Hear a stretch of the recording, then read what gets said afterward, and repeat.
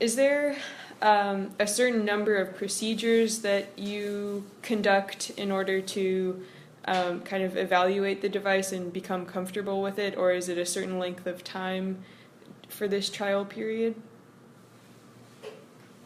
Yeah, usually we try to wrap up trial periods within 90 days, right? Usually try to figure things out, in a calendar quarter or so.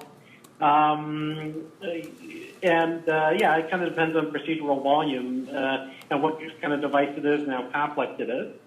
So, yeah, if it's just a balloon or a stent or whatever, your trial period may be, 5 or 10 cases that kind of figure things out, and you might get that done within a month. But, if it's something more complicated, like a new atherectomy device, then it might take a little longer in terms of understanding what its clinical properties are.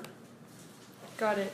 And you also mentioned that the process could be different if it requires capital equipment. Could you walk through that kind of difference in the decision-making process if capital equipment is required? Yeah. So, typical consumables, you're looking at, relatively less expensive things. Guide wires $100, guide catheters $100, balloons maybe $250. Something fancy like a Corsair microcatheter is about $3,000. A drug-eluting stent maybe $1,200 to $2,500.